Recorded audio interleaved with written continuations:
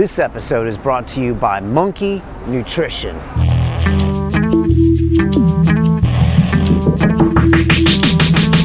And, you know, some people understand that I'm not advocating that you go out and crush your enemy totally, that each of the laws in this book depend on the circumstances of your life, and whether if you're running a big business, yes, you need to crush your enemy totally, you need to control your market.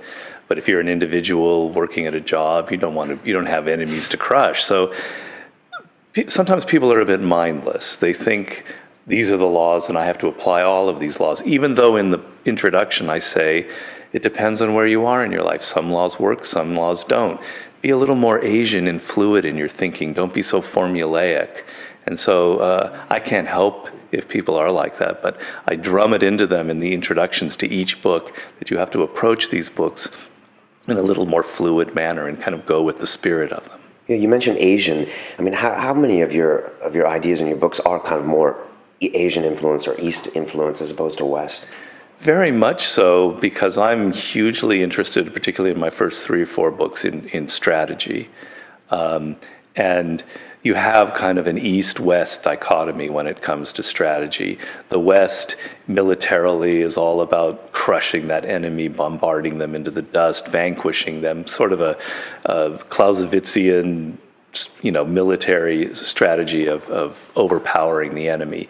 And Asian, I'm generalizing a little bit, but Asian philosophy is much more subtle, much more sophisticated. For hundreds and for thousands of years, the Chinese have had to deal with a much different dynamic than Europe, a dynamic in which there's a lot of civil war potential, and so you have to be, war is like the worst thing that you want. Mm-hmm. Sun Tzu says war is the last resort. A general that has to resort to war is generally a bad general, you're trying to avoid it. So their whole strategy is using the other means of defeating the enemy, psychological, whatever. So I'm much more interested in that form of warfare than the direct Schwerpunkt kind of military strategy of von Clausewitz.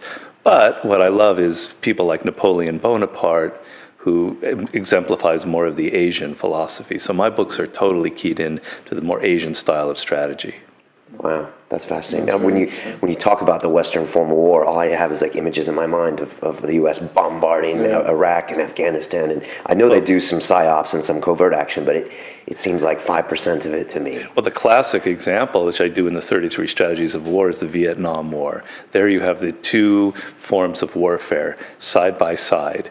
And what's so interesting is you have the mightiest military in the world, the United States Army, with so much money, so much technology. We're talking about the 1960s. Yeah. And you have the North Vietnamese, who are basically from the 16th century. They have no technology, and they kicked our butts through pure strategy. And it's just one of the most brilliant stories ever. And so I go into the Tet Offensive, which was their greatest piece of strategy in that war.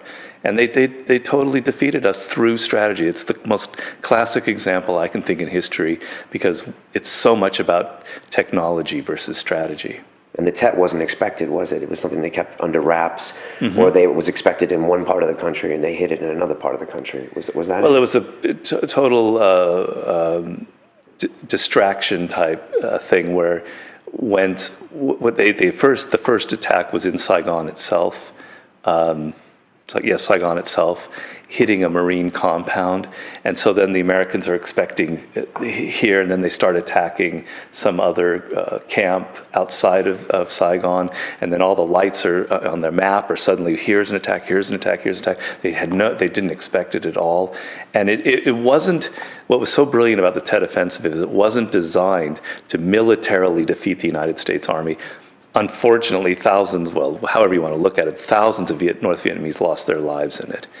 If you just look at it on a battle sense, they didn't really win, but it was designed for politics. It was designed to make the American public turn against the war, because they know that politics, that war is a whole strategy. It's not just about winning on the battlefield, it's winning the public opinion, it's winning the political side.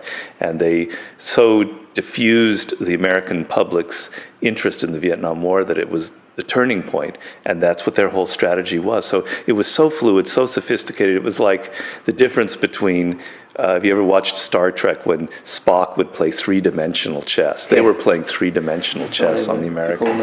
I love those old Star Treks, man. No one knows what I'm talking about when I mention those. I love guerrilla warfare. I think it's fascinating, and I think what people never understand is that they know sooner or later you're going to leave, whether it's Afghanistan or Vietnam, and all they have to do is survive. Right. And that's why they ultimately, you could say, will always win, because they need to survive. And that's why when they talk about negotiating with the Taliban, I'm just like, are they really going to negotiate? Because they know sooner or later. And also they're much more motivated than usually the other armies, because they're fighting for their own land. They have nothing else to go to. Yeah.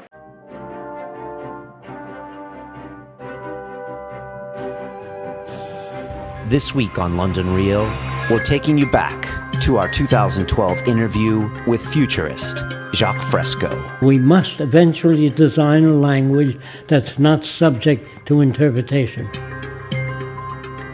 Whenever you talk to people, you think you're talking to people. It goes in their ear and comes out in relation to their background. They don't hear exactly what you say.